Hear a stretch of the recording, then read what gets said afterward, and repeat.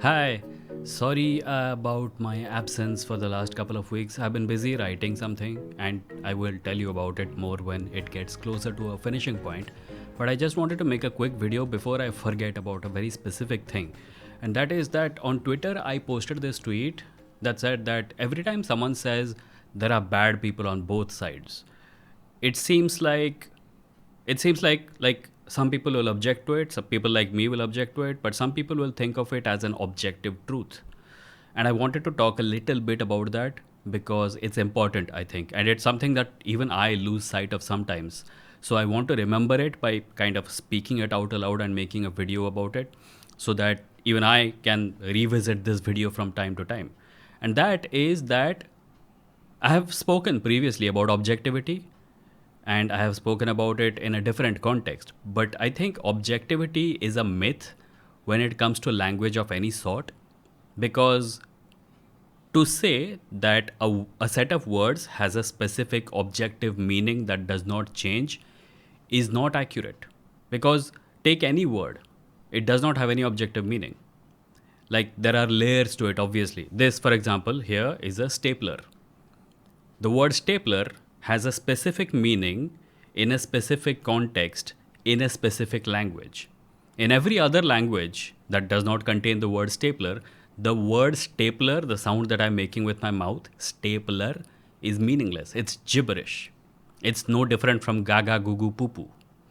So to say that this is a stapler and then say that that is an objective statement denoting reality is a little misleading, because to someone who has never seen a stapler, the word stapler will obviously not make sense, and even the concept of a stapler will not make any sense.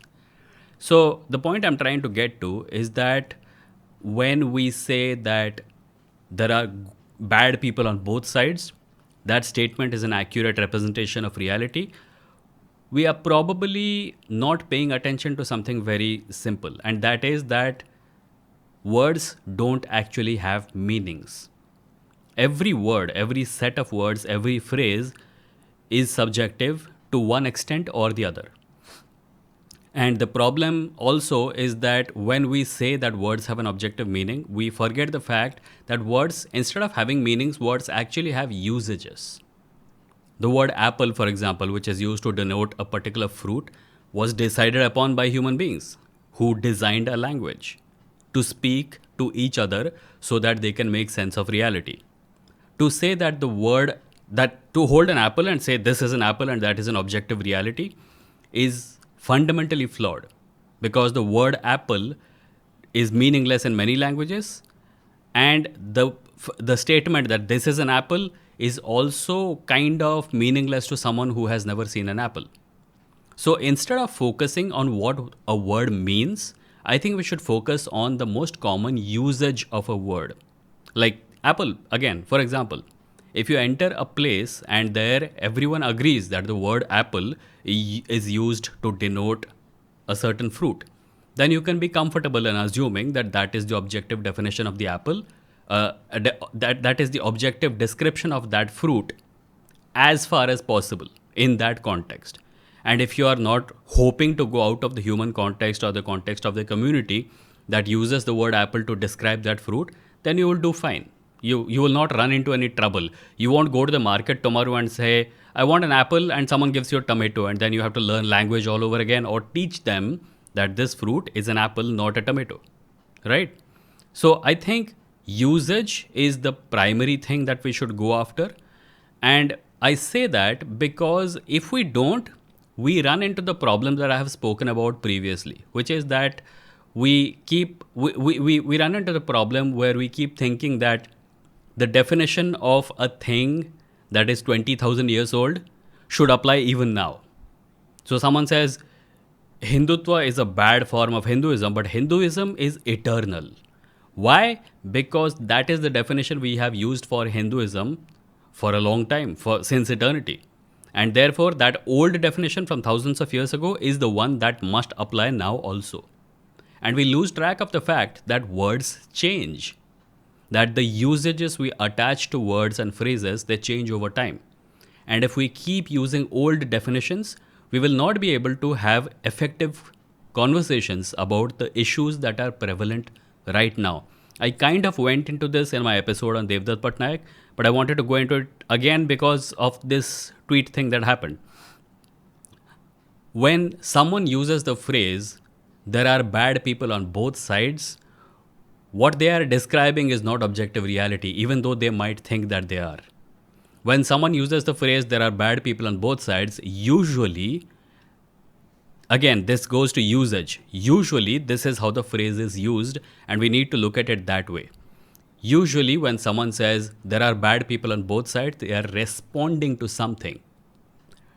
A person from a marginalized community says, this is bad. There are bad people in that place. They do bad things to us. And a person from that side says, there are bad people everywhere. Are they doing this with the intention of describing objective reality? No, they're using it as a defense against the accusation that was just made.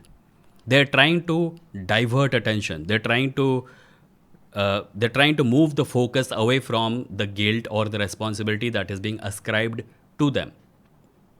If you take the example of pre-independence India, imagine a freedom fighter pointing at a British person and saying, British people are bad, right? They're talking about a social reality. They're talking about oppression at the hand of British. They're talking about the discrimination that is being meted out to Indians at the hands of the occupying British force. Now imagine the British person in response says, there are bad people on both sides. Is he saying this to describe reality? Hell no.